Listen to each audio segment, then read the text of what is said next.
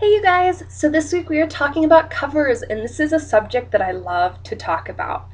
I either love or hate a cover, and I am very vocal about why I love the cover or why I hate the cover. So this video may be completely random and rambling and obnoxious, but it's really fun for me to film it. So I'm going to start with the covers that I hate.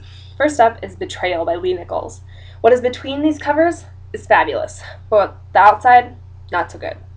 First up, the font is lime green. Why would you pick a lime green font? It's just a bad color. And then there are the people. I don't like people on my covers, just like Jamie and Lauren and Harmony don't like people on their covers. But these people are even worse than the normal people that are on covers because they're both kind of creepy looking. First up, the girl. She's just standing there like with her hair down like this. And like, look, my hair won't even do it. But yeah, she's just kind of staring off into space, and you can kind of tell from the way that her arm is that she's standing there like this. Yes. That is my best impersonation of this. And then there's the guy who is even scarier. Look at that. He's just staring at the back of her head with this weird look on his face. It's like he's her stalker. And I don't know if maybe it's supposed to be romantic or really she does have a stalker, but I don't like that at all. Like, take him off. See, it looks better with my hand over it. But yeah, like I said, the actual story's great. The cover is hideous. If I could, I'd just like recover it. Dark Territory by J. Gabriel Gates and Charlene Keel. Two things I like about this cover. The font and this like rainbow effect. I don't know what it has to do with the book, but I like the rainbow. And then there are the people, once again. Those two. If you kind of hold the book like this and just look down at it, it's like they're staring at you. It's weird. And then there's the guy in the back who has the weirdest expression on his face. He's like pushing his lips out. Who does that? The only other person I know of who does that is the girl in the third Transformers movie. She goes around the whole movie with her lips puffed out like that.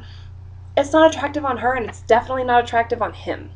So, in my opinion, they could just take the people off this cover, and it'd be better. Jump by Ginger Rue. Like, seriously, this is better. Just take the whole dust jacket off, because this is hideous. First up, pink and yellow. Two ugly colors together. That just doesn't go together at all. And then the font is super plain. And then this girl. She's laying on like a chair, and it doesn't even look like there's like anything behind her supporting her back. So she's just like laying in thin air, I guess. And then she's staring into a mirror. Who actually has one of those handheld mirrors and just lays on a couch and stares at herself in it? Vain much? I guess so. But yeah, this one, there is nothing redeeming about it. It's bad. Nocturne by Christine Johnson. The Claire de Lune series started out with a great cover, and I don't actually have the actual first book to show you, but I will link it below. But then they changed it with the paperback, and they made this one match the paperback. So the paperback is this cover almost in white with like a black design. But this one, really, it's the word nocturne, a branch, and part of a moon. This up here just says advanced reading copy, so that's not even on the final cover. So it's just like this. Super plain, dull, nothing eye-catching at all about it. And it doesn't tell me anything about the story. Like, really? I just hate it, and I wish they hadn't done that.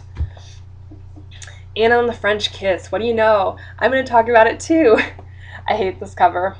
I love the story. It's so good. But first up, I don't like that you can see her face and all he gets is an arm. That really bothers me.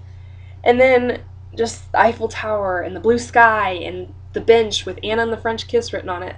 There's nothing creative or fun about this cover. They could have done such like a cute cover, and then they just have this one.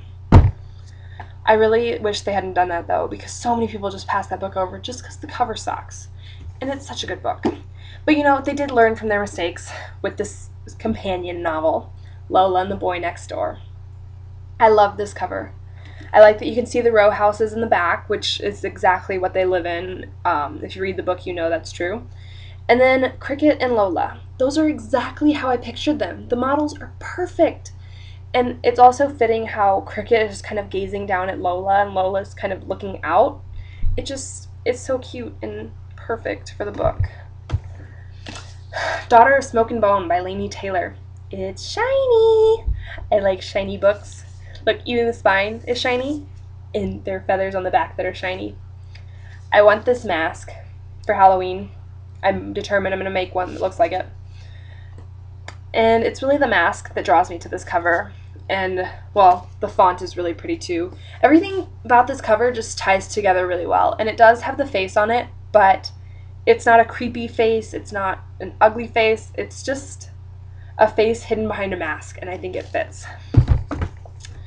The Unbecoming of Mara Dyer by Michelle Hodkin. I know Lauren mentioned this, but she didn't have an actual cover to share with you guys, and I do. And I want to explain why I think this cover is so perfect for the book. And this is my own theory. It has nothing to do with anything anybody told me, but this is what I'm going to say. Throughout the book, Mara thinks she's going crazy, or she kind of is going crazy. And it's almost like she's sinking. She's going to drown. She just wants to give up on life. And then Noah comes along. Noah with the big strong arms right there. Noah is so sweet and perfect, and it's almost like he keeps her alive. He keeps her from drowning. And, you know, here you can see the top of the water. It's like he's holding her head above water, and I think that fits with the book perfectly. Other than that, it's just gorgeous.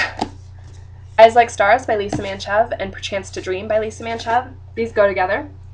This is a perfect description of Birdie and her little fairies. And then on this one, once again, perfect description of Birdie, and then there's Ariel and Nate the pirate and the fairies.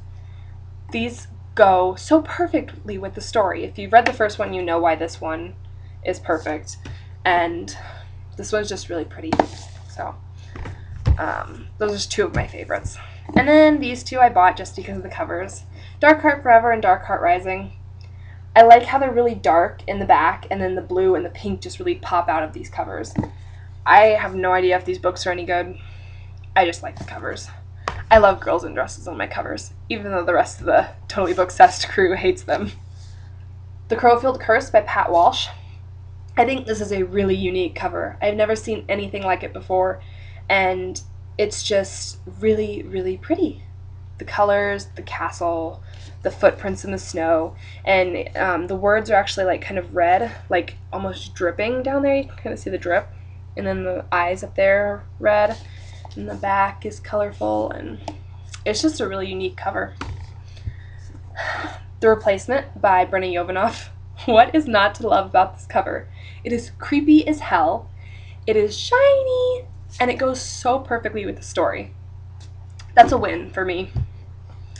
And last one, Cat Incorrigible, A Most Improper Magic, Book 1. It's so perfect. It has to do with magic, and then you see the teapot floating, pouring the heart-shaped tea down into the cup that's floating above the book, and this girl kind of has this mischievous little smile on her face. And then you flip it over, and you can tell now that this little teapot, she's stealing it from these other girls, and they just have these like, oh, where'd it go look on their faces. I don't know, it's just really cute, and I will link to the sequels cover below. There aren't actual copies of the book available yet, but the cover is so pretty, like even better than the first one. So those are some of my favorite covers and some of my least favorite covers. I would love to know which covers you love, which covers you hate, and what you think of the ones that I picked. And I will see you guys next week.